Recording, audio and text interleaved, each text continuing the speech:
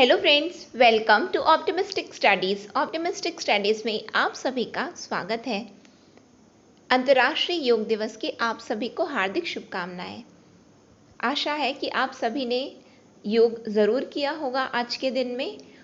आज न केवल आज के दिन में बल्कि अब आप सभी ने अपने जीवन में योग को अपना अभिन्न अंग ज़रूर बनाया होगा। योग हमारे लिए बहुत ही उपयोगी होता है और यदि हम इसकी महत्ता को समझें तो ये हमारे जीवन में बहुत सारी उपलब्धि को लेकर के आता है। हमें शांत रखता है। हमें ये इतनी सारी उद्विग्नता जो आती है कि ये स्ट्रेस है, वो स्ट्रेस है, और अभी आप सभी एस्पिरेंट्स हैं। एस्पिरेंट्स के बाद भी आगे जब आप अपने जीवन में उत्तरोत्तर वृद्धि जब करेंगे तो तब भी हर एक स्टेज में, जीवन के हर एक स्तर पर योग की अपनी महत्ता है। तो आई होप आप सभी ने अपने अपने जीवन में योग को अपना अभिन्न अंग बनाया होगा। चलिए हम आज आते हैं आज के डिस्कशन में। आज हमें ABEO पेपर 2 के लिए देखना क्या है, तो हमने स्टार्ट किया था यूनिट 4 को। यूनिट 4 में हम क्या देख रहे थे, तो हमने मुदलियार देख लिया, हमने कोठारी कमीशन देख लिया। अब हमें क्या देखना है, तो अब हमें देखना है national policy on education.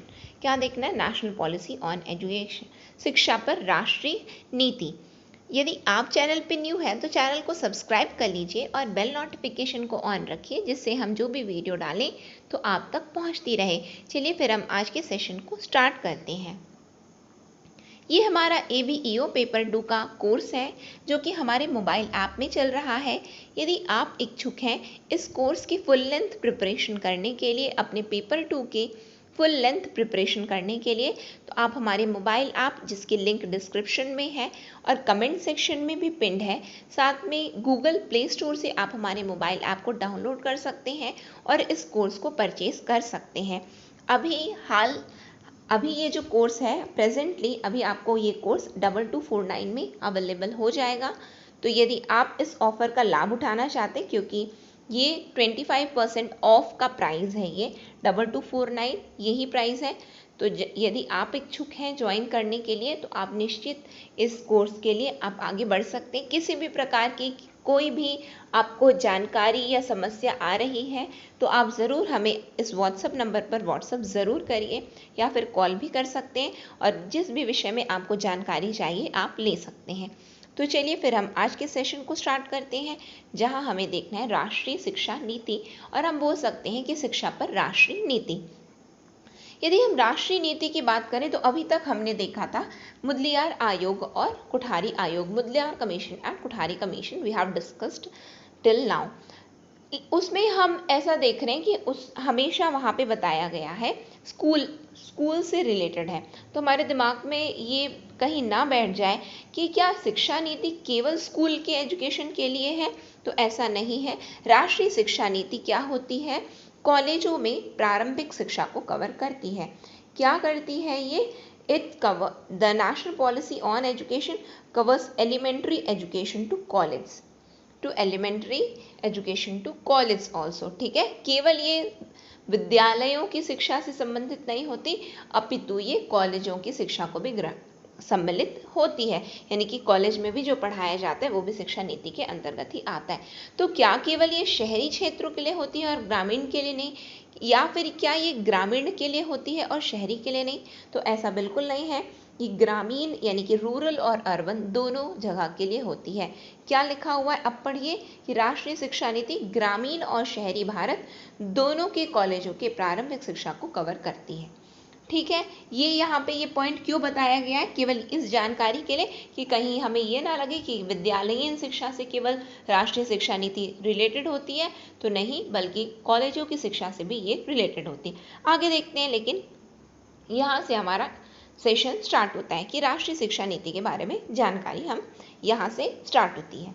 The first national education policy was formulated in 1968। 1968। अब ये बताइए कोठारी आयोग कब से उसका कार्यकाल क्या था कोठारी आयोग का? तो हमने देखा है 64 से 66 था, 1964 से 66। ठीक है, आयोग आया 66 में, उसने अपनी रिपोर्ट प्रस्तुत की कि ये कमियां हैं शिक्षा प्रणाली में उस समय भारत में, और ये हमारे सुझाव है। बिल्कुल ठीक है। उनके सुझाव पर विचार विमर्श किया गया, सभी की राय ली गई और उसके बाद में सरकार ने फैसला क्या लिया? सरकार ने फैसला लिया कि हम अपने देश में एक शिक्षा नीति लाएंगे। कब ये बात सरकार ने बताई? तो 1968 में। यानी कि हम यदि बोलें कि पहला NEP मतलब होता है नेशनल एजुकेशन पॉलिसी, यानी कि राष्ट्रीय शिक्षा नीति। आप इसे राष्ट्रीय शिक्षा नीति बोलिए या फिर बोलिए शिक्षा पर राष्ट्रीय नीति, दोनों ही एक ही मीनिंग लेता है इसका, ठीक है। तो क्या लिखा हुआ है? पहला NEP 1968 में कब तैयार हुआ? 1968 में तैयार किया गया। और यदि एग्जाम में आता है कि पहली राष्ट्रीय शिक्षा नीति किसके कौन प्रधानमंत्री था उसके अंतर्गत लाई गई थी? तो इंदिरा गांधी जी जब प्रधानमंत्री थी तो उनके अंतर्गत ये लाई गई थी ये शिक्षा नीति, ठीक है। याद रहेगा आप लोगों को, इंदिरा गांधी 1968 में पहली शिक्षा नीति भारत में लाई गई, ठीक। फिर क्या बताया गया है? It called for the radical restructuring and equal education opportunities in order to achieve national integration and greater cultural and economic development. Are you understanding? Kothari आयोग ने हमेशा किस पर बल दिया? कोठारी आयोग always emphasised on national reconstruction, national development, national integration. हमने पढ़ा है, बिल्कुल पढ़ा है। तो ये शिक्षा नीति क्या लिखा हुआ है कि it called for the radical restructuring and equal education opportunities in order to achieve national integration and greater cultural and economic development. How we achieve national integration? How we achieve? When we are giving equal educational opportunities to all. ठीक है, क्या लिखा हुआ है देखिए, इसने राष्ट्रीय एकीकरण और अधिक सांस्कृतिक और आर्थिक विकास को प्राप्त करने के लिए, क्या करने के लिए? राष्ट्रीय एकीकरण और अधिक सांस्कृतिक और आर्थिक विकास को प्राप्त करने के लिए एक क्रांतिकारी पुनर्गठन और समान शैक्षिक अवसरों का आह्वान किया। समान शैक्षिक अवसर, क्यों? समान शैक्षिक अवसर क्यों होने चाहिए? जिससे देश में राष्ट्रीय एकीकरण आ सके। राष्ट्रीय एकीकरण, वहां पे सभी वर्गों को समान शिक्षा का अधिकार दिया जाए।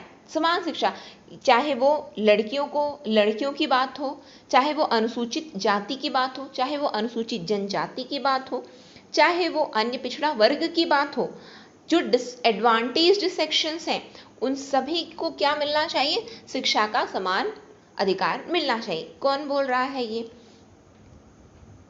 समान शैक्षिक अवसर किसने बोला? सबसे पहले राष्ट्रीय शिक्षा नीति, जो कि कब आई? 1968 में आई। किसके कार्यकाल में आई थी? तो इंदिरा गांधी के कार्यकाल में आई थी। क्यों इन्होंने समान शैक्षिक अवसरों की बात की? क्योंकि जिससे राष्ट्रीय एकीकरण को प्राप्त किया जा सके। राष्ट्रीय एकीकरण के साथ में और क्या प्राप्त किया जा सके? तो अधिक सांस्कृतिक और आर्थिक विकास, अधिक सांस्कृतिक और आर्थिक विकास हो सके। हर किसी को मिल रहा है, हर कोई अपनी अपनी फील्ड में काम कर रहा है, ठीक है। वहां पे ये नहीं देखा जा रहा है कि लड़का है लड़की है, कौन सी कैटेगरी क्या है, नथिंग, ठीक है। ये हो गया। इन्होंने क्या बोला? रेडिकल रिस्ट्रक्चरिंग, क्रांतिकारी पुनर्गठन, यानी कि पुनर्गठित हमें कर देना है। यानी कि जो पहले जो चला आ रहा है हमको उसको लेकर के नहीं, हमें समान शैक्षिक अवसर सबको प्रदान करने हैं, ठीक है। फिर उसके बाद क्या बताया गया है? नीति में 14 वर्ष तक के सभी बच्चों के लिए अनिवार्य शिक्षा को पूरा करने और शिक्षकों के लिए बेहतर प्रशिक्षण और योग्यता का आह्वान किया। ध्यान देते जाना है ना, एग्जाम में आ सकता है कि क्या क्या उन्होंने बोला था, यानी कि पहली राष्ट्रीय शिक्षा नीति ने क्या क्या सुझाव दिए थे और उसके अंतर्गत कौन कौन से मुख्य बिंदु हैं, तो ध्यान देना है ना। क्या बताया गया है? इन्होंने क्या बोला है पहली राष्ट्रीय शिक्षा नीति ने? कि 14 वर्ष तक के सभी बच्चों के लिए अनिवार्य शिक्षा की बात इन्होंने की, अनिवार्य शिक्षा। और क्या बोले ये? कि शिक्षकों को बेहतर प्रशिक्षण देना है और योग्यता का आह्वान किया है। प्रशिक्षण दो और क्वालिफाइड टीचर्स को लाओ, ठीक। अब देखो क्या बता रहे हैं? The policy called for fulfilling compulsory education for all children up to the age of 14। अब ये बताओ, क्या हमने शिक्षा का अधिकार पढ़ा है? RT पढ़ा है, बिल्कुल पढ़ा है। RT में कितने से कितने साल के बच्चे हैं? तो 6 से लेकर के 14 साल के बच्चे हैं। शिक्षा राष्ट्रीय शिक्षा नीति ने क्या बोला है कि उन्होंने 6 वाला क्राइटेरिया बोला, क्या नहीं बोला, उन्होंने क्या बोला, आपको क्या याद रखना है, 14 वर्ष तक के सभी बच्चों के लिए अनिवार्य शिक्षा की बात की है, compulsory education up to the age of 14, याद रहेगा आप लोगों को। और क्या बोले हैं, ये टीचर्स के लिए, तो बच्चों के लिए हो गया, यानी कि स्कूल कौन कौन रिलेटेड, शिक्षा में कौन कौन रहते हैं, शिक्षक और विद्यार्थी। विद्यार्थियों के लिए बोल दिए कि 14 वर्ष तक के लिए अनिवार्य शिक्षा, compulsory education up to the age of 14। और एंड व्हाट अबाउट टीचर्स, शिक्षकों के लिए उन्होंने क्या बोला, तो इन्होंने बोला कि शिक्षकों को better training and qualification for teachers, better training, हमें शिक्षकों को क्या करना है, शिक्षकों को प्रशिक्षित करना है, और क्या देखना है उनमें, योग्यता देखना है, क्वालिफिकेशंस देखने हैं, ठीक है। और क्या बोल रहे हैं, the policy recommended on learning of regional language, regional language, क्षेत्रीय भाषाओं को सिखाए जाने पर नीति ने सिफारिश की, क्षेत्रीय भाषा सिखाई जानी चाहिए, क्षेत्रीय भाषा, रीजनल लैंग्वेजेस, ठीक। और क्या बोला है इन्होंने, the shortcomings of the national policy on education, ये तो इन्होंने इतना कुछ बता दिया कि ऐसा करना है, ऐसा करना है, वैसा करना है, ठीक है, क्षेत्रीय भाषा करो, सबको समान शिक्षा दो, शिक्षकों को ट्रेनिंग दो, योग्यता के अनुसार उन्हें उनका रिक्रूटमेंट करो, ठीक है। लेकिन उसमें इसमें क्या शॉर्टकमिंग्स हैं, ये पहली शिक्षा नीति की क्या शॉर्टकमिंग्स है, तो shortage of funds, India's economy was in tatters, शिक्षा नीति, कोई भी चीज को आप यदि क्रियान्वित करवाना चाहते हो, यदि इम्प्लीमेंट करवाना चाहते हो, तो क्या उसमें पैसे नहीं लगते हैं क्या, तो बिल्कुल लगते हैं। तो पहली शॉर्टकमिंग्स यदि हम देखें तो शॉर्टेज ऑफ फंड्स, इतना पैसा नहीं था उस समय, यानी कि भारतीय अर्थव्यवस्था इतनी भी मजबूत नहीं थी कि राष्ट्रीय शिक्षा नीति को इम्प्लीमेंट किया जा सके। फिर क्या है, proper programme of action was not brought about, proper programme of action, लेकिन आखिर करना क्या है, आपने ये पॉइंट बिंदु बताए, किस तरीके से हम करें ये भी बताइए, आपने ये बिंदु बता दिए, लेकिन किस तरीके से हमें करना है ये भी तो बता दीजिए। तो proper programme of action was not brought about. फिर क्या है, education was in a state list, क्या था कि एजुकेशन 1968 की ये बात हो रही है ना, तो शिक्षा उस समय कौन सी सूची में आता था, तो शिक्षा उस समय राज्य सूची में आता था, ठीक है, कौन सी सूची में, राज्य सूची में आता था, स्टेट लिस्ट में आता था। तो उसकी वजह से जब राज्य की सूची में है, राज्य सूची में है, तो क्या केंद्र उसमें हस्तक्षेप कर सकता है क्या, तो नहीं कर सकता। राष्ट्रीय जहां पे बात आती है तो कौन ला रहा है, तो केंद्र सरकार के द्वारा लाया जा रहा है, केंद्र सरकार, जबकि उस समय तो शिक्षा किसके अंतर्गत आई, स्टेट लिस्ट, राज्य सूची में थी, तो किस तरीके से केंद्र सरकार हस्तक्षेप कर सकता था। Centre was little on how the states would implement this scheme, हम ला देंगे, लेकिन अभी ये शिक्षा तो केवल और केवल किसके अंतर्गत आती है, राज्य सूची के अंतर्गत आती है, राज्य सूची के अंतर है, यानी कि अधिकार क्षेत्र किसका है, तो राज्यों का अधिकार क्षेत्र है, इस पर हम तो कुछ नहीं कर पाएंगे। तो ये सब क्या है, कमियां हैं, किसके लिए, राष्ट्रीय शिक्षा नीति 1968 की, ये सब कमियां हैं। एक तो पहली बात, उस समय फंड्स की व्यवस्था नहीं थी, यानी कि शॉर्टेज ऑफ फंड्स था, कोई प्रॉपर प्रोग्राम ऑफ एक्शन नहीं था कि आखिर क्या करें, क्या है क्रियात्मक, किस तरीके से हम ये कार्यक्रम को करें, प्रोग्राम ऑफ एक्शन तो बताइए, क्रिया तो बताइए, करना क्या है हमें। फिर और एजुकेशन क्या है, स्टेट लिस्ट में आता था, ठीक, राज्य सूची में आता था। यदि हम बात करते हैं कि किस तरीके से हमारे भारत में शिक्षा नीति आई है, तो ये बिल्कुल आप लोगों को याद करने की पॉइंट्स हैं। सबसे पहले यदि हम देखें तो यूनिवर्सिटी एजुकेशन कमीशन कब आया, 1948-49 में आया, यूनिवर्सिटी एजुकेशन कमीशन आया कब, 1948-49 में। फिर उसके बाद सेकेंडरी एजुकेशन कमीशन, अब ये बताइए सेकेंडरी एजुकेशन कमीशन को हम और किस नाम से जानते हैं, माध्यमिक शिक्षा आयोग को हम और किस नाम से जानते हैं, तो हम इसे मुदलियार आयोग के नाम से भी जानते हैं।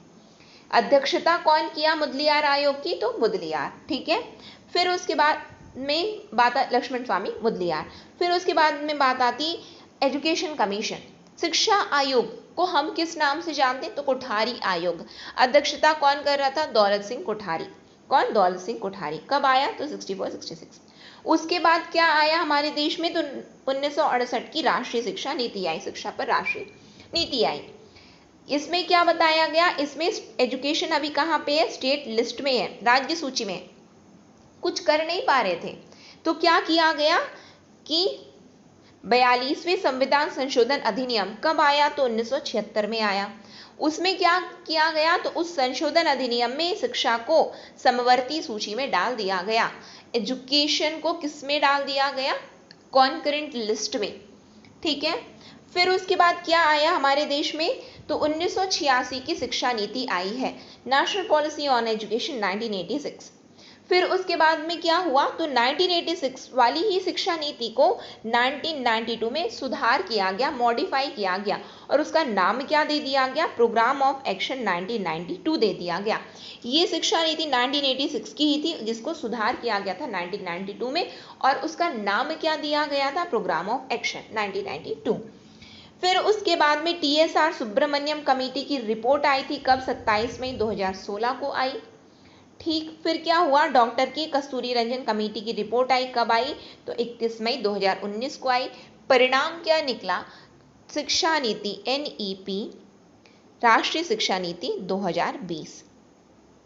ये क्या है? ये यदि हम देखें किस तरीके से हमारे देश में शिक्षा नीति इवॉल्व हुई है, शिक्षा नीति का किस तरीके से हम यदि पूरा देखें, इसका हम हिस्ट्री, इतिहास देखते हैं कि किस तरीके से ये इवॉल्व हो रही है, तो ये है।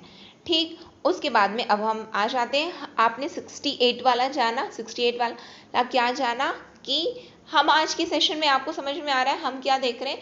राष्ट्रीय शिक्षा नीति का एक इंट्रो देख रहे हैं हम, इंट्रोडक्शन है केवल। आपको आइडिया होना चाहिए कि आखिर ये राष्ट्रीय शिक्षा नीति होती क्या है, होती क्या है। तो मैंने आपको स्टार्ट कहाँ से किया था? 68 वाले से स्टार्ट किया है, 68 वाले से स्टार्ट किया, 1968 वाले से स्टार्ट किया, जो कि पहली शिक्षा नीति थी हमारे देश की। फिर उसके बाद अब आ जाइए 1986 की शिक्षा नीति, नेशनल पॉलिसी ऑन एजुकेशन, कब? 1986 में आई। इसमें क्या था? कौन था उस समय प्रधानमंत्री? तो राजीव गांधी। 68 वाले में इंदिरा गांधी, 86 वाले में राजीव गांधी, याद रहेगा आप लोगों को। फिर क्या है? ये नई शिक्षा नीति पेश की गई थी, कब?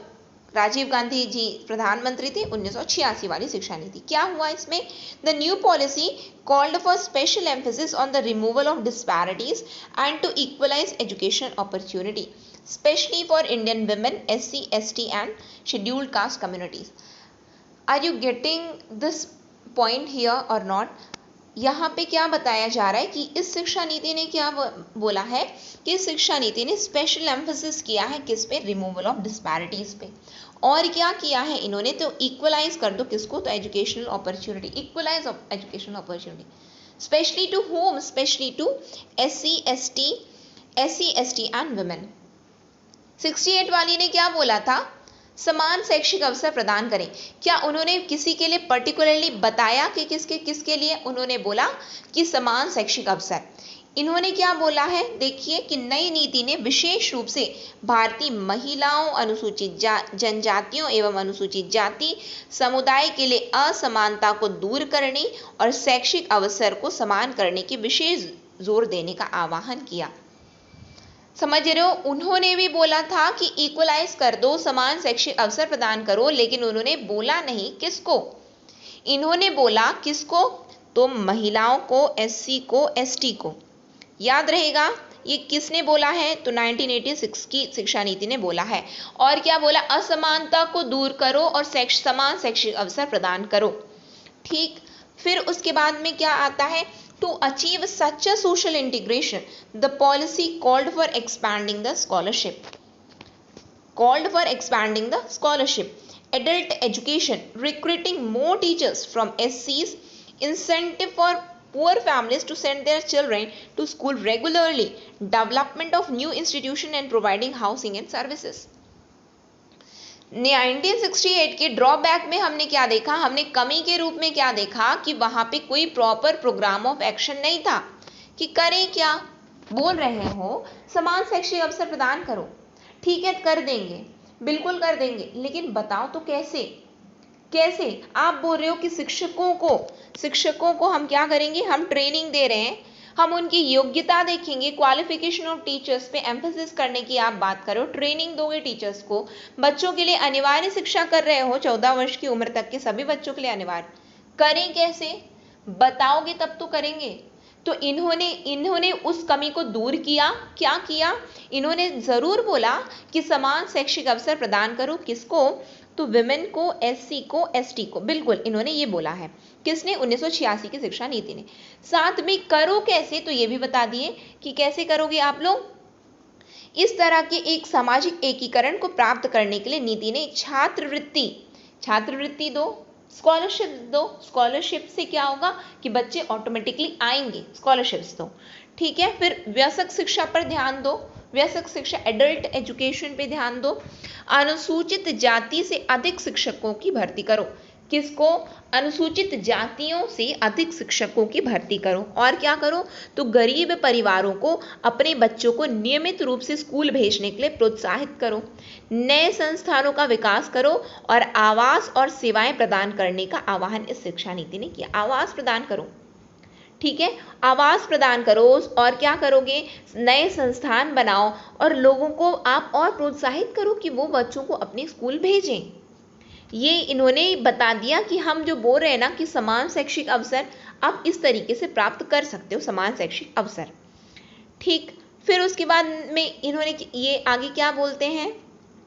The NP called for child centred approach in primary education and launched operation blackboard to improve primary schools nation wide.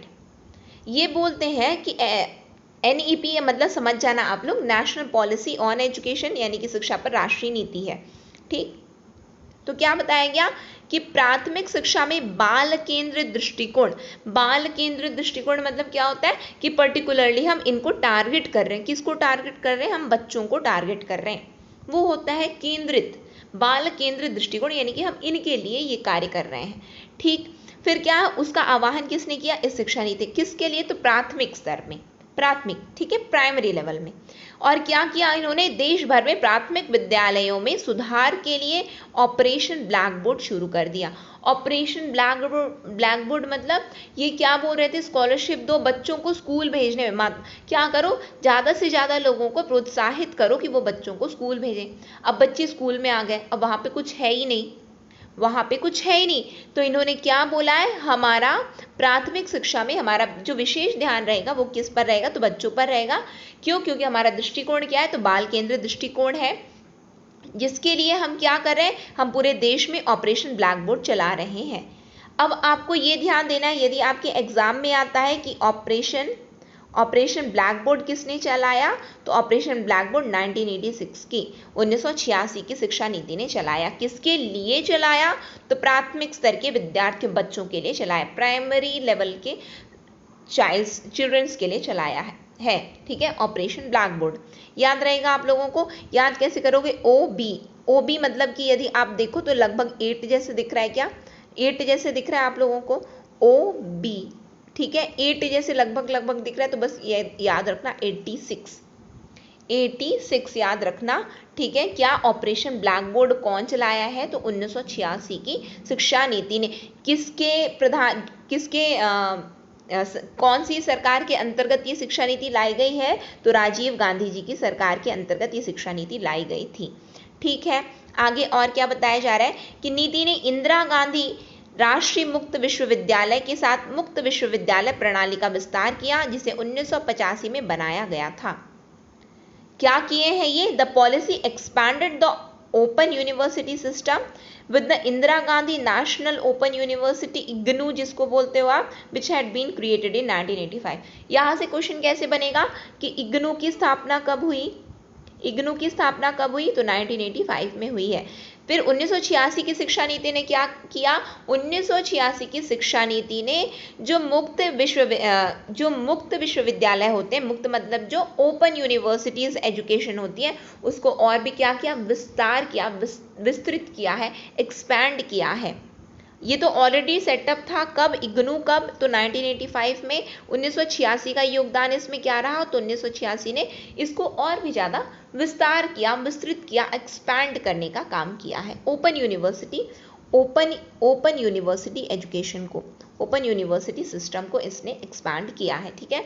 फिर उसके बाद क्या आता है कि नीति ने ग्रामीण भारत में ज़मीनी स्तर पर आर्थिक और सामाजिक विकास को बढ़ावा देने के लिए महात्मा गांधी के दर्शन पर आधारित ग्रामीण विश्वविद्यालय मॉडल के निर्माण का भी आह्वान किया है। आपको अब याद क्या करना है कि ग्रामीण विश्वविद्यालय मॉडल किस शिक्षा नीति ने इसका आह्वान किया है, तो ग्रामीण विश्वविद्यालय मॉडल का आह्वान किया गया है 1986 की शिक्षा नीति के द्वारा। 1986 की शिक्षा नीति के द्वारा यह किसके दर्शन पर आधारित है? ग्रामीण विश्वविद्यालय मॉडल किसके दर्शन पर आधारित है? तो महात्मा गांधी जी के दर्शन पर आधारित है ग्रामीण विश्वविद्यालय मॉडल। याद रहेगा आप लोगों को। ठीक क्या है? The policy also called for the creation of rural university, ग्रामीण अंचलों में भी विश्वविद्यालय खोलिए। कुल मिलाकर की बात ये होती है। Based on the philosophy of Mahatma Gandhi to promote economic and social development at the grass root level in rural India. क्यों ये ग्रामीण विश्वविद्यालय की बात किए हैं? जिससे क्या हो सके, तो जमीनी स्तर पर आर्थिक और सामाजिक विकास को बढ़ावा दिया जा सके। जमीनी स्तर पर, ठीक है, ग्रास रूट लेवल पर क्या करें हम? आर्थिक और सामाजिक विकास को बढ़ावा दें। इस वजह से 1986 की शिक्षा नीति ने किसका आह्वान किया था? तो 1986 की शिक्षा नीति ने रूरल यूनिवर्सिटी का, ग्रामीण विश्वविद्यालय का आह्वान किया था। ठीक है, आपको याद क्या रखना है कि ग्रामीण विश्वविद्यालय ये किसके दर्शन पर आधारित है? तो महात्मा गांधी जी के दर्शन पर आधारित है। हाँ, whose philosophy is this rural universities? Mahatma Gandhi philosophy. ठीक है, आगे देखिए, आगे क्या बताया जा रहा है। 1986 education policy expected to spend 6% of GDP on education.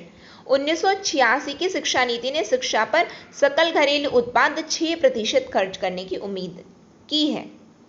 अब आप याद करो, कुठारी आयोग ने क्या बोला था? कुठारी आयोग ने बोला था कि 6% खर्च करो, 6% खर्च करो आप लोग, जहाँ पे उन्होंने सिफारिश दी थी, वित्त संबंधी सिफारिश, 6% खर्च करना चाहिए। किसको खर्च करना चाहिए? तो केंद्र सरकार को।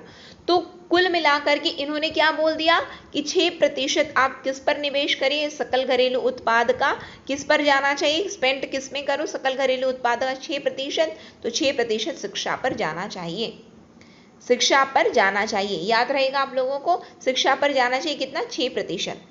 फिर उसके बाद में रेडिकल रीस्ट्रक्चरिंग, कट्टरपंथी पुनर्गठन और क्रांतिकारी पुनर्गठन। रेडिकल रीस्ट्रक्चरिंग की बात किसने बताई? ये याद करने के लिए है ना।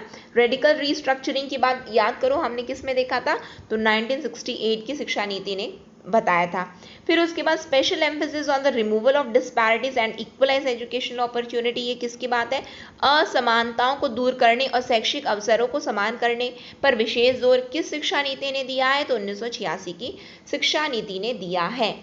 याद रहेगा आप लोगों को, इंपॉर्टेंट पॉइंट है ये, यदि एग्जाम में आता है तो याद रहेगा आप लोगों को कि कट्टरपंथी रेडिकल रिस्ट्रक्चरिंग किसने कहा? तो 1968 वाले ने कहा।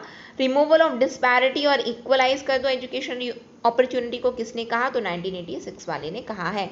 हालांकि इक्वलाइज करने की बात जो है 1968 की शिक्षा नीति ने भी कहा था कि समान शैक्षिक अवसर प्रदान करो, लेकिन उन्होंने कोई मार्गदर्शिका नहीं बताई थी कि क्या करना है, कैसे करना है। ठीक है, अब देखिए क्या बताया गया है इसको कि जो 1986 की शिक्षा नीति है उसको 1992 में क्या किया गया? तो 1992 में कौन थे? तो पीवी नरसिम्हा राव की सरकार ने क्या किया? सुधार कर दिया। ये क्या है? 1986 की शिक्षा नीति है, उसमें सुधार किया गया है। किसकी सरकार के अंतर्गत? तो पीवी नरसिम्हा राव की सरकार के अंतर्गत। याद रहेगा आपको कि the 1986 national policy on education was later modified in 1992 bye PV Narasimha Rao government. ठीक, फिर क्या बताया जा रहा है, यानी कि 1982 में आखिर हुआ क्या? जिसको मैंने आपको शुरू में क्या बता दिया था, उसको क्या बोला जाता है? प्रोग्राम ऑफ एक्शन बोला जाता है। 1982 की ये शिक्षा नीति की कैटेगरी में ये पूरी तरह से नहीं आती, उसको क्या बोला जाता है? ये 1986 की शिक्षा नीति है, लेकिन यदि आप देखो तो नेशनल पॉलिसी ऑन एजुकेशन 1992 है, ये सुधार किया बस गया है, प्रोग्राम ऑफ एक्शन है, यह एक कार्य योजना है। करना कैसे है? जो 1986 वाले ने बहुत कुछ बता दिया, उसको 1992 में क्या किया गया? तो उसके लिए कार्य योजना प्रस्तुत की गई, प्रोग्राम ऑफ एक्शन बताया गया है। ठीक क्या है, the 1986 national policy on education was modified इन 1992, जैसा कि अभी हमने देख लिया। क्या होता है ये राष्ट्रीय शिक्षा नीति 1986 के तहत में जो एक्शन प्रोग्राम है उसको क्या किया गया है, तो 1992 देश में पेशेवर और तकनीकी कार्यक्रम में प्रवेश के लिए अखिल भारतीय आधार पर एक सामान्य प्रवेश परीक्षा आयोजित करने की परिकल्पना की गई है। क्या किया गया इस प्रोग्राम ऑफ एक्शन में, कार्य योजना में, 1992 के कार्य योजना में क्या बोला गया, तो ये बोला गया कि जो पेशेवर और तकनीकी कार्यक्रम है उनके प्रवेश में क्या करो आप, वो ऐसे शिक्षण संस्थानों पर आप प्रवेश कर सको तो उसके लिए आप क्या करो कि अखिल भारतीय आधार पर एक सामान्य प्रवेश परीक्षा आयोजित कर दो। यानी कि अब आप देख लो कि आपका जो ये exam entrance common entrance exam हुआ है, आपने यदि आप यदि बी.टेक इसके आप इस कैटेगरी के आप यदि स्टूडेंट्स हो तो आप समझ सकते हो कि ये जो कॉमन एंट्रेंस कौन बताया, 1992 वाले ने बताया है। क्या है, programme of action 1992 under the policy on education 1986 envisaged to conduct a common entrance examination on all India basis for admission to professional and technical programs. For admission to professional and technical exam, common entrance exam कर दो all India level पर, अखिल भारतीय स्तर पर क्या करना है, सामान्य प्रवेश परीक्षा आयोजित करने की बात किसने कही, तो इन्होंने कही। अब आप देख लीजिए कि for admission to engineering and architecture planning programs, Government of India via resolution dated 18 October 2001 has laid down a three exam scheme, कौन कौन सा, JEE, AIEEE और SLEEE for state level institution with an option to join AIEEE। अब ये यदि जैसा कि मैंने आपको बताया कि यदि आप इंजीनियरिंग बैकग्राउंड के हो, आप यदि मैथ्स बैकग्राउंड के हो और आप यदि इंजीनियरिंग फील्ड के हो तो इसमें जो आपको आपने फेस किया ये देन किसकी है, तो देख लीजिए कि इंजीनियरिंग और वास्तुकला योजना कार्यक्रम में प्रवेश के लिए भारत सरकार ने 18 अक्टूबर 2001 के संकल्प के तहत 3 परीक्षा योजना, और वो 3 परीक्षा क्या है, तो राष्ट्रीय स्तर पर JEE और AIEEE और राज्य स्तर पर, ये कौन सी राष्ट्रीय स्तर की है, और राज्य स्तरीय संस्थानों के लिए राज्य स्तरीय इंजीनियरिंग प्रवेश परीक्षा क्या है, राज्य स्तर पर राज्य स्तरीय इंजीनियरिंग प्रवेश परीक्षा निर्धारित की है, जिसमें AIEEE में शामिल होने का विकल्प के साथ में विकल्प with an option to join AIEEE। आपको ये समझ में आ रहा है कि इन्होंने ये किसके लिए बताया है, तो इंजीनियरिंग बैकग्राउंड के लिए इन्होंने बता दिया है कि इनके लिए क्या करना है, हमें सामान्य प्रवेश परीक्षा आयोजित करनी है, कॉमन एंट्रेंस टेस्ट। और वो कॉमन एंट्रेंस टेस्ट के रूप में ये क्या बता रहे हैं कि हम 3 परीक्षा योजना लाए हैं। एग्जाम में आता है कि 3 परीक्षा योजना किससे संबंधित है, तो 3 परीक्षा योजना JEE, AIEEE और SLEE से संबंधित है। SLEE क्या होता है, state level engineering entrance exam. ठीक है, आगे देखें हम लोग, आगे क्या बताया गया है कि यह इन कार्यक्रमों में अलग अलग प्रवेश मानकों का ध्यान रखता है और पेशेवर मानकों के रखरखाव में मदद करता है। This takes care of varying admission standard in these programmes and helps in maintenance of professional standard.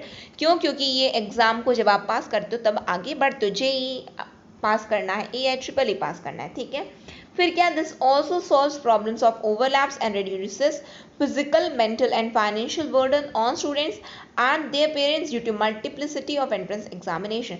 यानी कि एक कॉलेज में जा रहे हैं तो एक अलग एंट्रेंस ले रहे हैं, एक कॉलेज में जा रहे अलग एंट्रेंस, एक कॉलेज में जा रहे अलग एंट्रेंस, ये सबको खत्म कर दिया गया। बोला कि एक सामान्य परीक्षा दो, वो JEE दे दो आप, चाहे आपकी इच्छा JEE में पास हो जाइए, AIEEE सब में पास भी हो सकते हैं, कोई दिक्कत नहीं है, SLEE दे दो। तो ये 3 परीक्षा योजनाएं हैं।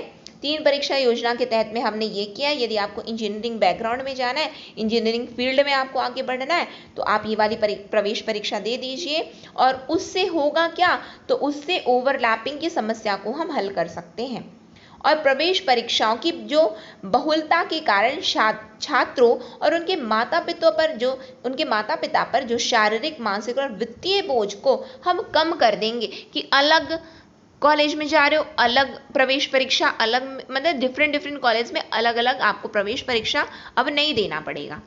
ठीक है, तो ये हमने ओवरऑल आज क्या देखा, हमने एक विस्तृत रूप से, विस्तृत नहीं, हम यदि सामान्य रूप से यदि हम देखें ब्रीफली, हमने आज क्या देखा है, हमने ब्रीफली आज शिक्षा नीति को देख लिया कि हमारे देश में कौन सी शिक्षा नीति आई थी, कौन सी शिक्षा नीति कब आई, कैसे आई, क्या बोला उन्होंने, तो इसका आइडिया आज हमने आज के सेशन में ले लिया है। ठीक है, तो ये सेशन आपको कैसा लगा, यदि अच्छा लगा हो तो ज़रूर लाइक कीजिएगा, ज़्यादा से ज़्यादा लोगों तक शेयर कीजिएगा, क्योंकि आप शेयर करते हो तो वो हमें मोटिवेट करता है कि हम आपके लिए और भी अच्छे से अच्छा वीडियो आपके लिए ला सकें।